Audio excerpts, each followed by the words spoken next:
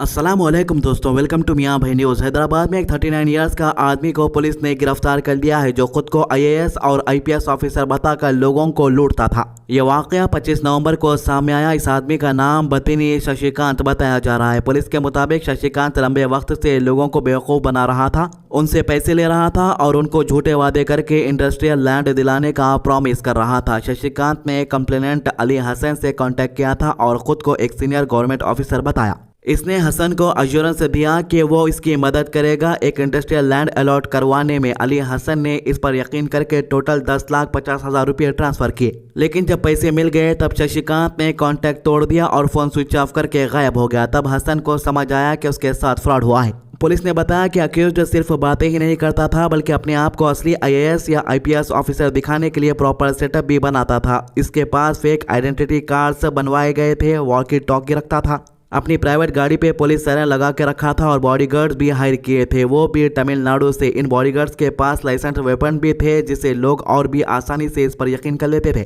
ये पूरा सेटअप सिर्फ एक पर्पस के लिए था, लोगों को इम्प्रेस करना और उनसे पैसे निकलवाना। पुलिस इन्वेस्टिगेशन में पता चला कि अक्यूज्ड ने एक forged TSICC industrial land allotment letter भी क्रिएट किया था जिससे इसे असलियत का इंप्रेशन मिलता था। इस फॉर्ज डॉक्यूमेंट्स को दिखाकर उसने गोल्ड जिम के मैनेजिंग डायरेक्टर से भी पैसे निकाले जिसका अमाउंट भी करीब 10 लाख से ज्यादा बताया जा रहा है। पुलिस ने इस केस में मल्टीपल सेक्शन के अंदर FIR रजिस्टर की है जो चीटिंग, फॉर्जरी और एक्सटॉर्शन से रिलेटेड है।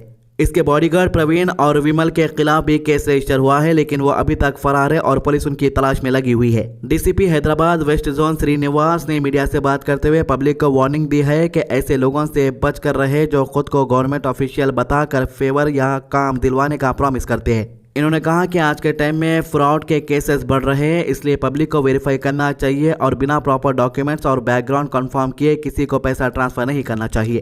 पुलिस ने यह भी अपील की है कि अगर किसी को किसी शख्स या एक्टिविटी पर डाउट है तो तुरंत पुलिस को इन्फॉर्म करे। आखिर में एक सिंपल मैसेज, अगर कोई बंदा ज्यादा इंप्रेस करने की कोशिश करे, बॉडीगार्ड्स लेकर आए, सायरन लगा कर घूमे और बोले कि वो हाई लेवल आईएएस या आईपीएस ऑफिसर है और स्पेशल काम करवा देगा, तो समझ जाओ इस दुनिया में असली ऑफिसर इतना शो ऑफ नहीं करता। अब आम पब्लिक क्या कर सकती भाई, अगर से असली ऑफिसर है अपन नकली समझ के उसको लाइट ले लिए तो उन्हें अंदर कर देता, अब नकली है तो उन्हें असली से ज्यादा ऐसा धोखेबाजी कर देता। समझना मुश्किल है, समझो। आजकल धर्म का चोला पहनकर गुंडागर्दी करने वाले दक्ष चौधरी को गिरफ्तार किया तो अब ये जय गौ माता का नारा लगाते हुए विक्टिम कार्ड खेल रहा है। मथुरा पुलिस ने दक्ष चौधरी, अभिषेक, अमित, दुर्योधन को गिरफ्तार किया। इन पर पुलिस को दुकानदारों को धमकाने, 5 लाख फिरौती मांगने का आरोप है। दरअसल ये लोग सारे शराब के दुकानों को जाते और उनके मालिकों को डराते धमकाते, अगर पैसे नहीं देंगे तो तुम्हारी दुकानें बंद कराने की धमकी भी दे देते। ऐसे कई मामले सामने आने के बाद फाइनली पुलिस ने इन सब को एक ही बार में अरेस्ट करके सलाखों के पीछे भेज दिया। कुछ वक्त पहले तेलंगाना में भी ऐसे ही कुछ मामले सामने आ गए थे जहां पर गौरक्षकों ने अपने बड़े बड़े लीडर, जिसके अंदर बीजेपी के कुछ लीडर्स और MP भी शामिल थे, उन्हें बुला लिया था।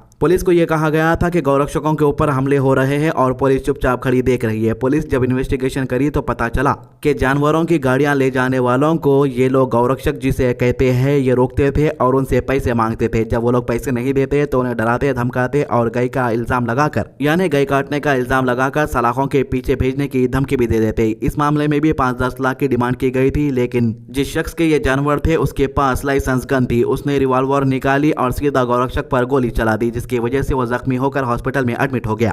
और आप ये जो हंगामा देख रहे हो उसी हादसे के बाद का हंगामा है। इनका कहना था कि गौरक्षक ने कुछ नहीं किया, बस उसके ऊपर जुल्म हो रहा है। सबसे पहली बात तो गवर्नमेंट से किसी भी गौरक्षकों को गाड़ी रोकने की परमिशन नहीं दी गई है। बस उन्हें यही कहा गया है कि अगर किसी गाड़ी के ऊपर शक है तो पुलिस को इन्फॉर्म करे, लेकिन ये लोग खुद हाईवे के ऊपर खड़ते हैं, बड़े बड़े लॉरियों को पंचर करते हैं, इनके पास हथियार होते हैं और गाड़ी के कई एक्सीडेंट इनकी वजह से होने के वीडियोस भी सामने आ चुके हैं। जिन जिन स्टेट्स के अंदर बीजेपी की सरकार है इन्हें फ्री हैंड दे चुकी है, यही वजह है कि ये आजाद उन स्टेट्स के अंदर घूमते हैं। लेकिन जिन स्टेट्स के अंदर बीजेपी की सरकार नहीं, उन्हें इस हालात से गुजरना पड़ता है। हमारा मुल्क कॉन्स्टिट्यूशन के हिसाब से चलता है। अगर कोई भी किसी शख्स को फ्री हैंड दे रहा है, अगर वो गलत काम करेगा तो सलाखों के पीछे ही जाएगा। बड़े बड़े लीडर भी उसे बचाने के वास्ते नहीं आएंगे बाहर। पूरे इंडिया के अंदर गाय के नाम पे कई बेकसूर मुसलमानों को मारा गया, उन्हें शहीद कर दिया गया, लेकिन इसके बावजूद भी इसे रोकने के लिए कोई ठोस कानून नहीं बनाया गया है। यही वजह है कि ये लोग ऐसी चीजों को गलत इस्तेमाल करके अपना फायदा उठा रहे हैं।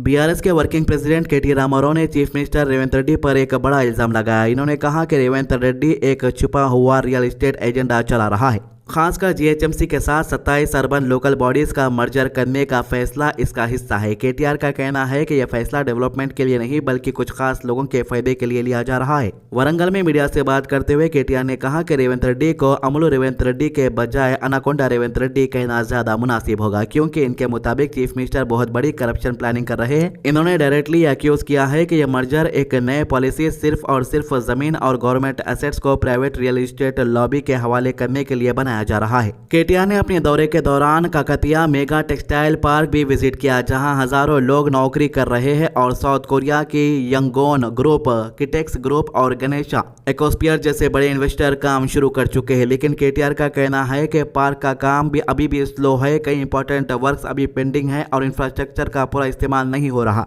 उन्होंने डिमांड किया है कि रेवंत रेड्डी सरकार तुरंत काम तेजी से कराए और पार्क को पूरी तरह फंक्शनल बनाए। सबसे बड़ा सवाल केटीआर ने उठाया कि 27 यूएलबीज का मर्जर जीएचएमसी के साथ क्यों किया जा रहा है। इनका कहना है कि ना कोई रेजोल्यूशन पास हुआ, ना कोई डिस्कशन हुआ, ना असेंबली में डिबेट और ना किसी एमएलए से मशवरा, मतलब सब कुछ चुपचाप हो रहा है, जो केटीआर के मुताबिक सरकार की नीयत पर बड़ा सवाल उठाता है। केटीआर ने कहा कि Telangana industrial land transformation policy भी इसी हिडन रियल एस्टेट गेम का हिस्सा लग रहा है और अगर सरकार ये पॉलिसी वापस नहीं लेती तो लोगों का गुस्सा और अपोजिशन का एक्शन दोनों का सामना करना पड़ेगा।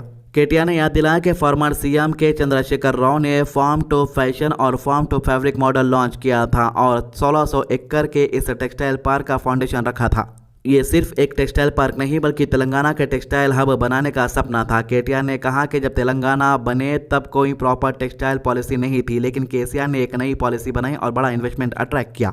केटीआर का कहना था कि इंडिया का अपैरल शेयर 4% है, जबकि श्रीलंका, बांग्लादेश और चाइना हमसे ज़्यादा स्ट्रांग है, लेकिन तेलंगाना के पास मौका था कि वो उन सबको बीट करे। मगर इनके मुताबिक रेवंत रेड्डी का मकसद टेक्सटाइल या एम्प्लॉयमेंट नहीं बल्कि ज़मीनों को मॉल्स और प्राइवेट बिल्डिंग में तब्दील करने का है।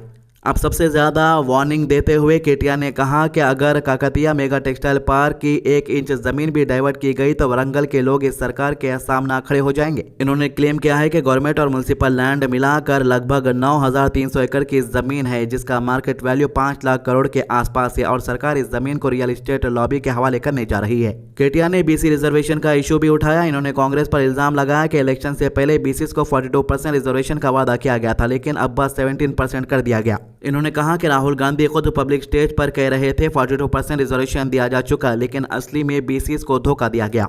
जब तेलंगाना बना तब केसीआर ने डिस्ट्रिक्ट को 10 से बढ़ाकर 33 किया था ताकि एडमिनिस्ट्रेशन आवाम के करीब हो, लेकिन इनके मुताबिक कांग्रेस सरकार सब कुछ सेंट्रलाइज करना चाहती है। ताकत, पैसा और करप्शन सब एक ही ग्रुप का हाथ लग रहा है। आखिर में केटीआर ने कहा कि तेलंगाना के लोग सब देख रहे हैं और वक्त आने पर जवाब भी देंगे। ये लड़ाई सिर्फ सियासी नहीं बल्कि तेलंगाना की जमीन, रोजगार और फ्यूचर डेवलपमेंट की लड़ाई है। तो केटीआर का जो कहना है कि जमीनों के बड़े बड़े मामले चल रहे हैं और केटीआर ने इसके बारे में कुछ डिटेल्स भी बताई है जो हमने आप तक पहुंचा दी न्यूज़। तो दोस्तों ये थी इन मामलों के अभी तक की अपडेट। हमारे चैनल को सब्सक्राइब कीजिए और हमारे वीडियोस को ज़्यादा से ज़्यादा शेयर कीजिए। नमाज की पाबंदी कीजिए, कुरान की तिलावत कीजिए और दुआ में याद रखिए। अल्लाह हाफिज़।